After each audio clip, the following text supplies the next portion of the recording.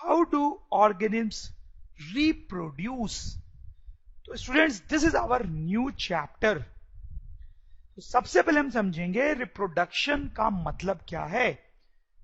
जैसे कि ये एक फैमिली की फोटो है। ये बच्चे जो हैं वो इस दुनिया में कैसे आए, आप इस दुनिया में कैसे आए? उनके मम्मी पापा ने उनको जन्म दिया होगा, ठीक बात है।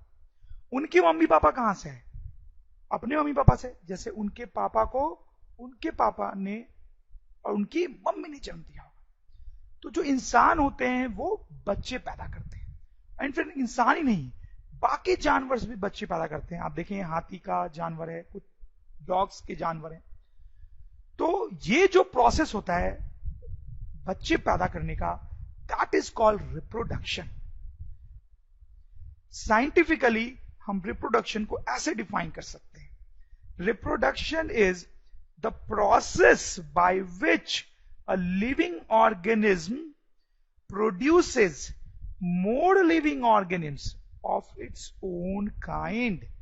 तो रिप्रोडक्शन वो प्रोसेस है जिससे कोई लिविंग ऑर्गेनिज्म और लिविंग ऑर्गेनिज्म बनाता है, ठीक है। जैसे इस हाथी ने एक दूसरा हाथी बनाया ऑफ इट्स ओन काइंड, और अपने ही तरीके का। ऑब्वियसली हाथी एक दूसरा छोटा हाथी बनाता है, डॉग एक दूसरा छोटा डॉग बनाता है। तो that's why of its own kind. बहुत सारे लाइफ के प्रोसेसेस के बारे में अभी तक आपने पढ़ा है। न्यूट्रिशन हो गया, रेस्पिरेशन हो गया, एक्सक्रीशन हो गया। वैसे रिप्रोडक्शन भी लाइफ का एक इंपॉर्टेंट प्रोसेस होता है। हालांकि इन प्रोसेसेस में और रिप्रोडक्शन में एक बेसिक स्लाइड सा डिफरेंस है। क्या डिफरेंस है? Necessary to live. ये जो प्रोसेसेस होते हैं वो किसी भी ऑर्गेनिज्म के लिए, जिंदा रहने के लिए जरूरी होते हैं। न्यूट्रिशन, अगर वो खाना नहीं खाएगा तो मर जाएगा। रेस्पिरेशन, सांस नहीं लेगा तो मर जाएगा। एक्सक्रीशन, अगर वो एक्सक्रीट नहीं करेगा तो भी मर जाएगा। लेकिन रिप्रोडक्शन के साथ ऐसी बात नहीं। अगर कोई ऑर्गेनिज्म रिप्रोड्यूस ना करे तो भी वो नॉर्मल तरीके से जिंदा रह सकता है। बहुत सारे लोग होते हैं जो ऑफ स्प्रिंग्स पैदा नहीं करते, तब भी वो नॉर्मल जीवन जीते हैं। इस तरह से रिप्रोडक्शन जिंदा रहने के लिए जरूरी नहीं है, जैसे कि ये प्रोसेस जरूरी है। तो अब सवाल पैदा उठता है, व्हाई रिप्रोडक्शन इज इंपॉर्टेंट? अगर जिंदा रहने के लिए जरूरी नहीं है तो फिर रिप्रोडक्शन क्यों किया जाता है, वो क्यों इंपॉर्टेंट है? तो आंसर बहुत सिंपल सा है, टू कंटिन्यू लाइफ ऑन अर्थ।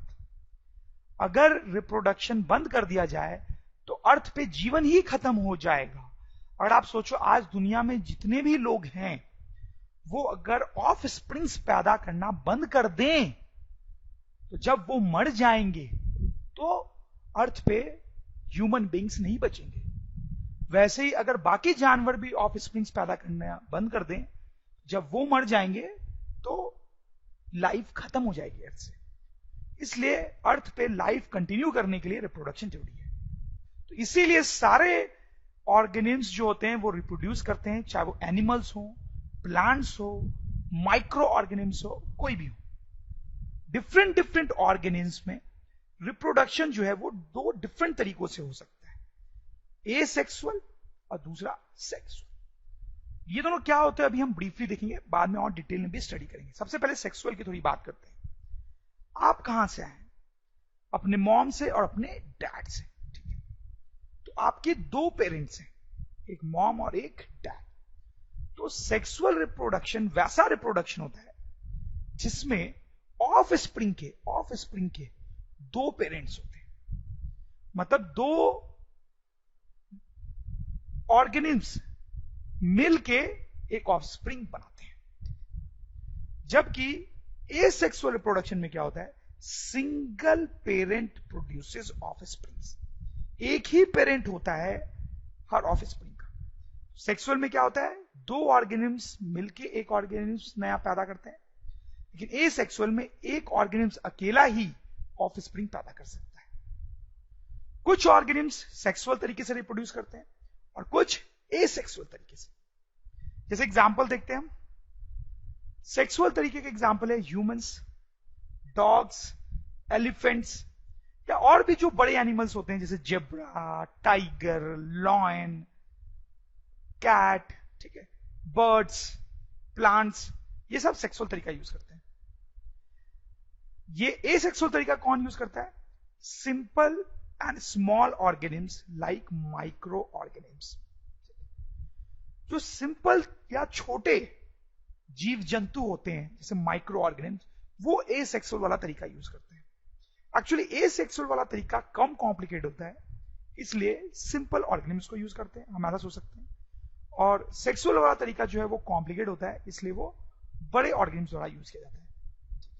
और फिर कुछ सिंपल प्लांट्स भी होते हैं जो एसेक्सुअल वाला तरीका यूज करते हैं। इन दोनों तरीकों में और भी कुछ डिफरेंसेस होते हैं जो हम आगे समझेंगे। अभी हम सबसे पहले एसेक्सुअल रिप्रोडक्शन का जो प्रोसेस है उसको डिटेल में स्टडी करेंगे।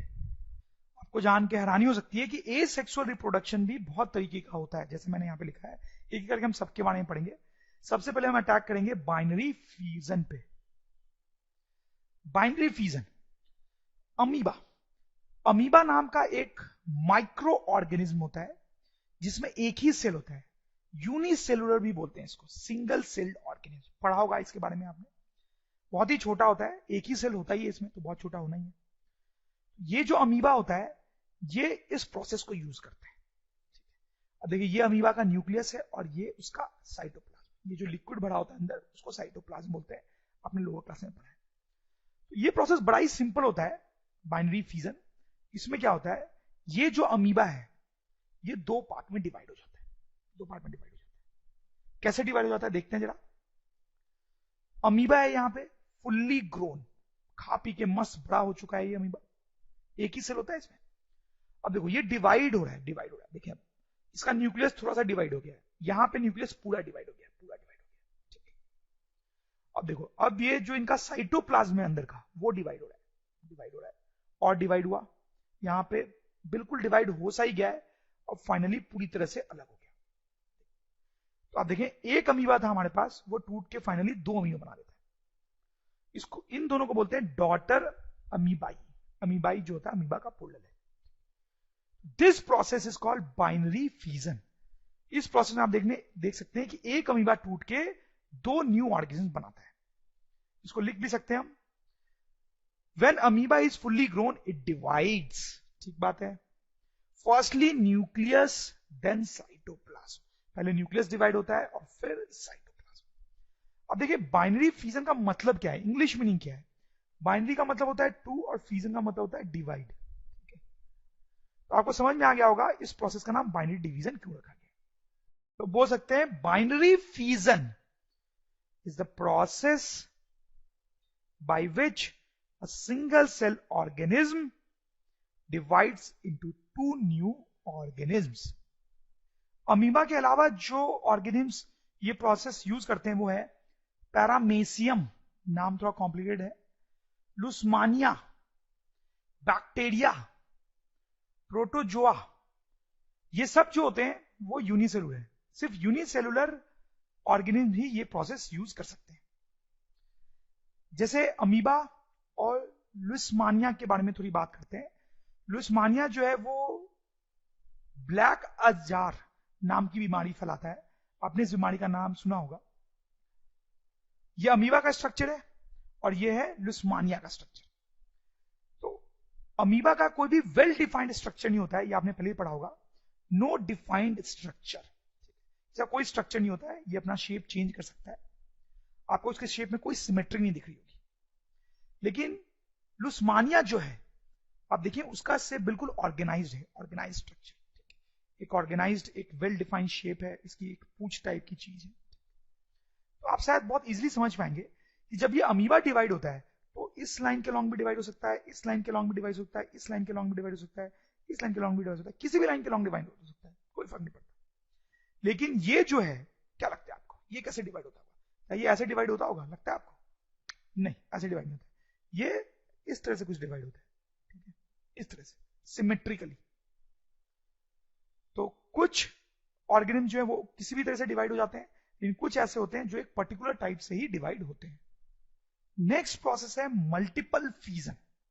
नाम से आप समझ गए होंगे इसका क्या मतलब है। बाइनरी फ्यूजन जैसा ही होता है बट नाम है मल्टीपल।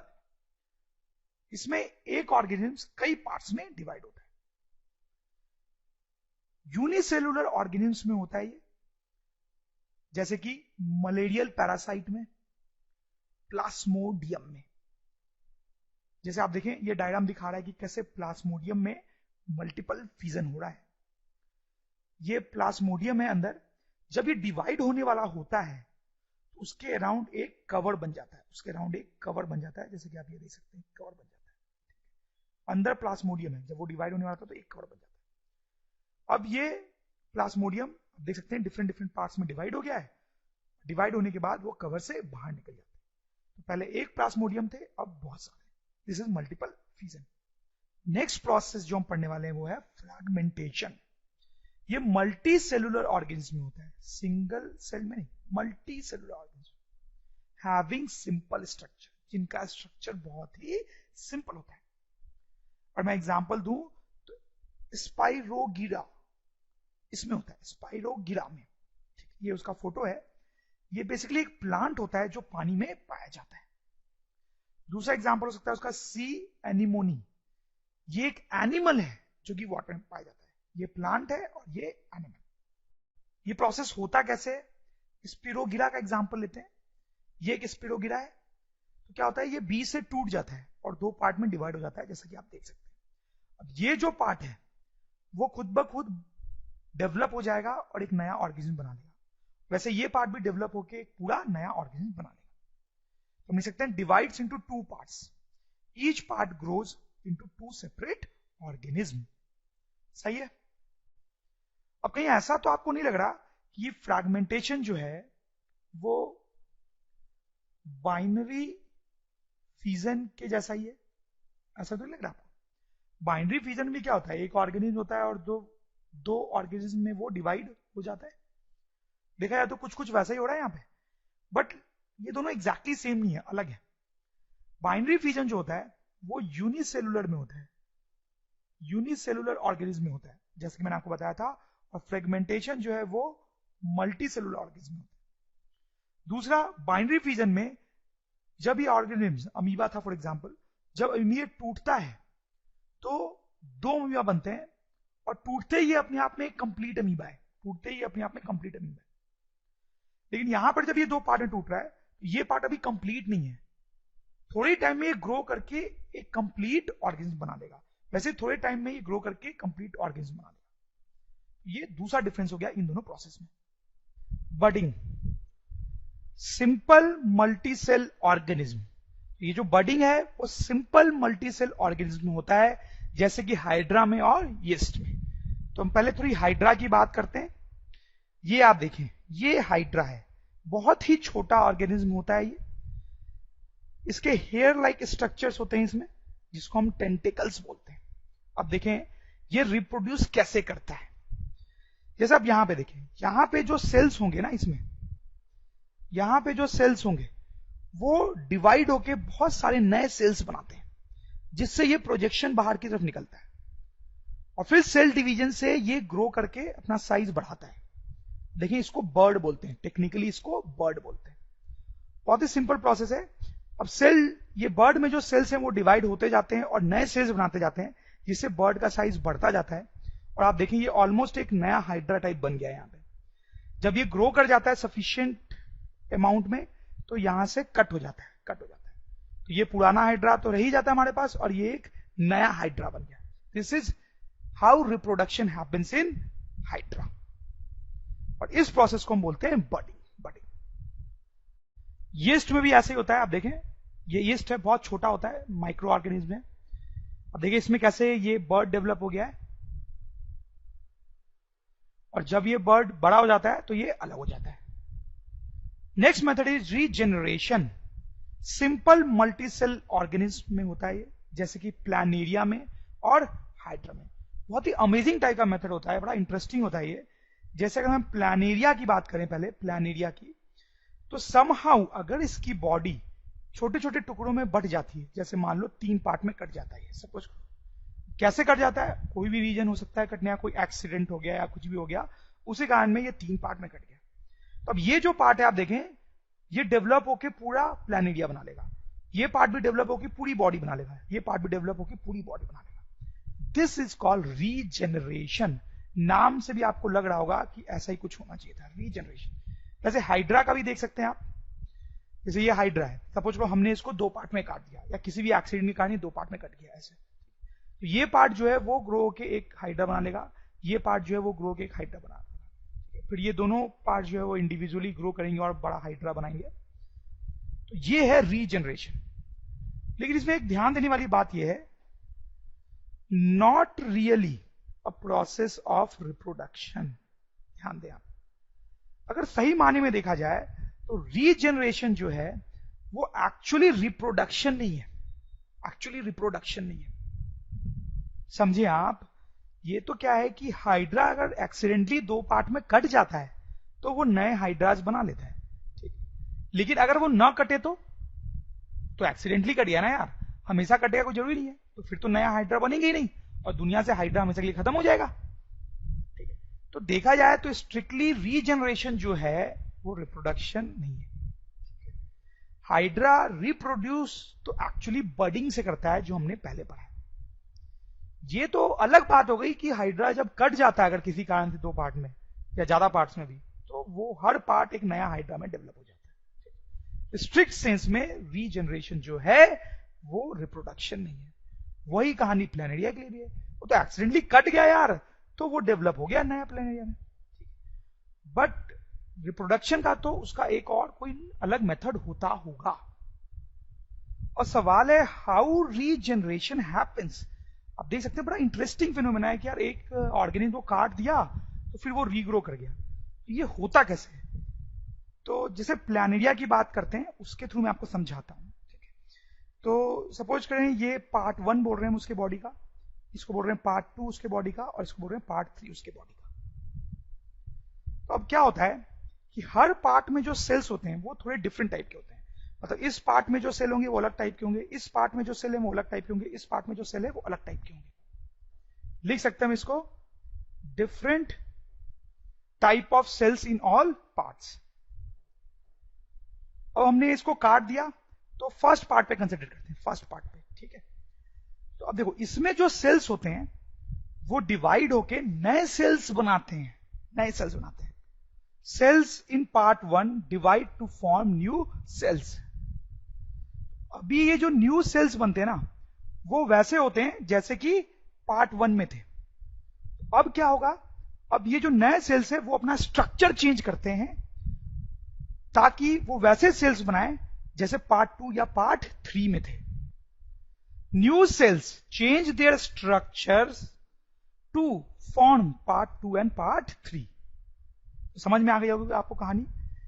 इसमें जो सेल्स थे वो डिवाइड होकर नए सेल्स बनाते हैं, फिर वो नए सेल्स अपना स्ट्रक्चर चेंज करते हैं। ये बड़ा इंपॉर्टेंट स्टेप होता है। ये अपना स्ट्रक्चर चेंज करते हैं ताकि पार्ट 2 और पार्ट 3 बन सके, और उस तरह से एक पूरा ऑर्गेनिज्म बन जाता है। वही कहानी इसके लिए भी रिपीट होती है और इसके लिए भी रिपीट होती है।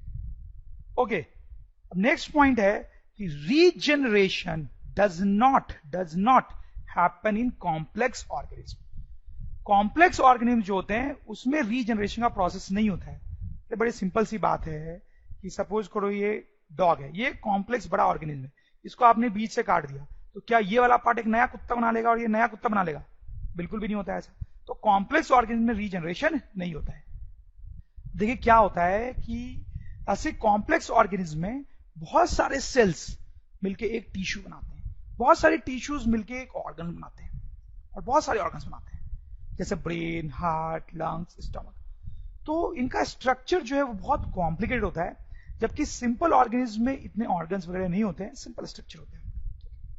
तो सपोज करो डॉग को आपने यहां पे काट दिया तो डॉग का ब्रेन यहां पे है और सपोज करो उसका स्टमक यहां पे। तो अब आपने जब काट दिया तो ये जो स्टमक वाले सेल हैं, इसमें जो सेल्स होते हैं स्टमक वाले, उनके पास ऐसी प्रॉपर्टी नहीं होती है कि वो ब्रेन जैसे सेल्स बना ले और कुत्ता डेवलप हो जाए। वैसे यहां पे ब्रेन के जो सेल्स होंगे उसके पास ऐसी प्रॉपर्टी नहीं होगी कि वो स्टमक जैसे सेल्स बना के पूरा डॉग कंप्लीट कर सके। तो हम लिख सकते हैं cells in one cut part do not have the property to make cells of other organs. इसलिए कॉम्प्लेक्स ऑर्गेनिज्म में रीजनरेशन नहीं होता है। तो मैं आपको याद दिला दूं, हम एसेक्सुअल रिप्रोडक्शन के डिफरेंट मोड्स पढ़ रहे हैं। तो उसका अब अगला मोड है वेजिटेटिव प्रोपगेशन।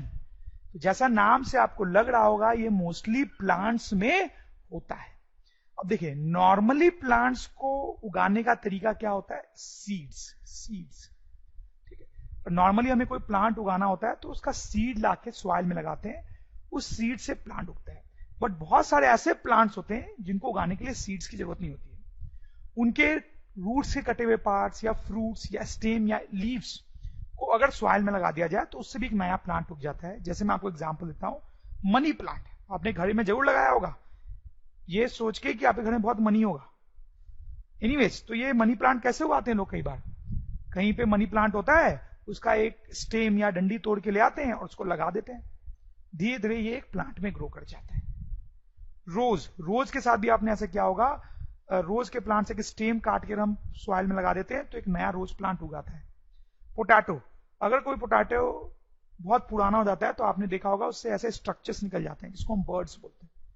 इस पोटैटो को अगर जमीन में गाड़ दिया जाए तो ये बर्ड जो है वो नए पोटैटो प्लांट में ग्रो कर जाएगा। वैसे एक पेड़ होता है ब्रायोफाइलम, उसके लीव्स में ऐसे छोटे छोटे बर्ड्स उगाते हैं, ठीक है, जो कि नए प्लांट्स में ग्रो कर सकते हैं। तो ये सब एग्जांपल है वेजिटेटिव प्रोपागेशन के, जहां सीड के बिना ही हम ग्रो कर रहे हैं प्लांट को through their roots, fruits, stem या लीव्स। जैसे मैं आपको एक और एग्जांपल देता हूं, आपने ऐसा कई बार देखा होगा कि कोई बंजर टाइप की सी जमीन है, बारिश होने के बाद उसमें अच्छी खासी ग्रास उगाती है या कुछ प्लांट्स भी उगाते हैं। ऐसा कैसे होता है? तो क्या होता है कि ये जो बंजर सी जमीन आपको दिख रही है, इससे पुराने पेड़ों के या ग्रास के स्टेम्स पड़े रहते हैं इधर उधर, ठीक है, पुराने पेड़ या फिर ग्रास के स्टेम्स पड़े होते हैं। फिर जब बारिश होती है, ठीक है, तो फेवरेबल कंडीशन आ जाता है और उस फेवरेबल कंडीशन में ये जो स्टेम्स हैं वो ग्रो करके प्लांट या ग्रास बना लेते हैं। ये भी एग्जांपल है वेजिटेटिव प्रोपगेशन का।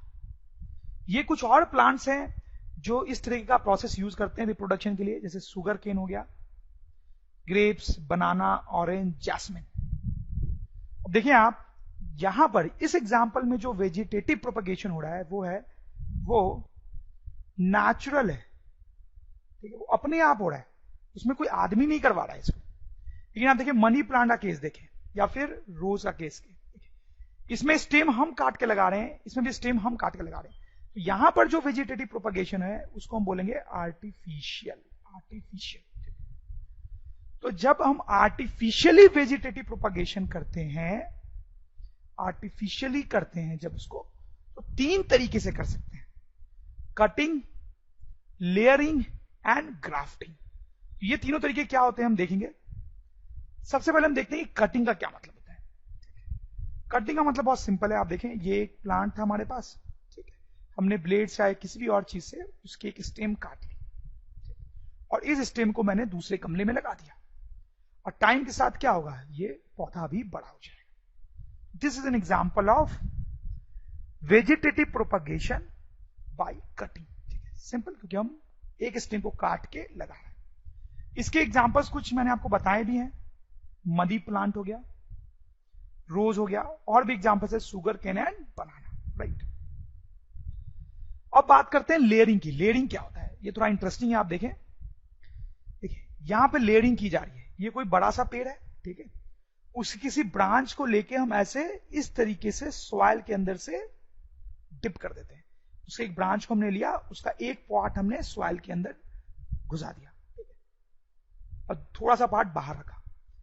अब धीरे धीरे क्या होगा कि ये जो पार्ट है वो ग्रो कर जाएगा, ये जो पार्ट है वो ग्रो कर जाएगा, और ये जो पार्ट सॉइल के अंदर है, इसके रूट्स बन जाते हैं, और जब ऐसा हो जाए कुछ दिन बाद की रूट्स बन जाए तो आपको इसको यहां से काट दो। तो ये जो है ये अपने आप में एक पूरा नया प्लांट बन गया। ये जो प्रोसेस है इसको बोलते हैं लेयरिंग। इसके कुछ एग्जांपल है जैस्मिन, लेमन, स्ट्रॉबेरी, तो बड़े इंटरेस्टिंग टाइप के एग्जांपल हैं इसके। नेक्स्ट हम देखेंगे, आप समझ गए होंगे, ग्राफ्टिंग। ग्राफ्टिंग क्या होता है, ये थोड़ा अलग टाइप का प्रोसेस होता है, अभी आप समझ जाएंगे। जैसे देखें इस डायग्राम में ग्राफ्टिंग की गई है, तो ध्यान दें, टू डिफरेंट प्लांट्स। देखो क्या है, ये जो नीचे है, नीचे वो एक प्लांट है, पहले से एक कोई प्लांट है, और ये जो स्टेम है हम दूसरी प्लांट के लेके आए, ये एक प्लांट के स्टेम है और ये हम दूसरे प्लांट के स्टेम लेके आए, और दोनों को यहां पे बहुत टाइटली हमने बांध दिया है आपस में। ठीक, अब क्या होता है कि अब ये दोनों प्लांट जो ग्रो करते हैं, तो आप समझ रहे होंगे उस रिजल्टेंट प्लांट में इसकी भी प्रॉपर्टी होती है और इसकी भी प्रॉपर्टी होती है। ठीक है, तो हम लिख सकते हैं the resultant plant has mixed properties of both plants. तो ऐसा जो प्रोसेस होता है वो कई बार इसलिए यूज किया जाता है ताकि हमें एक और बेटर प्लांट मिले जिसमें दोनों प्लांट्स की अच्छी प्रॉपर्टीज हों। ठीक है, एडवांटेजेस ऑफ वेजिटेटिव प्रोपागेशन। ठीक है, तो जैसे आपने मनी प्लांट लगाया, उसका स्टेम काट के लगाया, तो जब आपने लगाया उसको तब ऑलरेडी वो कुछ बड़ा था, अब वो धीरे धीरे और बड़ा हो जाएगा, आपका प्लांट बढ़ता जाएगा। लेकिन सपोज करो आप ट्रेडिशनल तरीका यूज करते कि सॉइल में आपने एक सीड लगाया मनी प्लांट का, तो इस तरीके से क्या होगा, अब कुछ दिन बाद ये जो सीड है वो फूटेगा, उससे प्लांट छोटा सा निकलेगा, फिर वो छोटा सा प्लांट धीरे धीरे बड़ा होगा। ठीक है, सो अब बताए कौन से प्रोसेस में आपको जल्दी बड़ा प्लांट मिलेगा, ऑब्वियसली इसमें। ठीक है, तो वेजिटेटिव प्रोपागेशन का ये एडवांटेज होता है कि उससे प्लांट जल्दी बड़ा हो जाता है, लेकिन अगर हम सीड का यूज कर रहे हैं तो ज्यादा टाइम लगता है। तो हम लिख सकते हैं एडवांटेज क्या है, plant grows in lesser time. सही बात है। दूसरा एडवांटेज मैं आपको बताता हूं, जैसे सपोज करो आप स्ट्रॉबेरी उगाना चाहते हो। ठीक है, तो अगर आप सीड्स लोगे स्ट्रॉबेरी के बहुत सारे, तो हर सीड से अलग अलग प्लांट निकलेगा। ठीक है, और वो जो अलग अलग प्लांट्स होंगे उनकी प्रॉपर्टीज थोड़ी सी तो अलग होगी ही होगी। हो सकता है इन सब से जो स्ट्रॉबेरीज आए, ठीक है, उनका टेस्ट में थोड़ा थोड़ा अंतर हो या कलर में थोड़ा थोड़ा अंतर हो। लेकिन आप अगर वेजिटेटिव प्रोपागेशन का यूज कर रहे हो तो आप क्या कर रहे होगे, आपके पास ऑलरेडी एक एग्जिस्टिंग प्लांट होगा, उसी से आप दूसरा प्लांट बना रहे होगे। तो अब ये जो दूसरा प्लांट बनेगा ना, उसकी जो प्रॉपर्टीज हैं वो पहले वाले प्लांट जैसे ही होंगी। इससे जो स्ट्रॉबेरी बनेगी उसका टेस्ट और कलर ओरिजिनल स्ट्रॉबेरी के जैसा ही होगा। ठीक है, तो दूसरा एडवांटेज हमारा ये हो गया, new grown plants are very similar to original plants.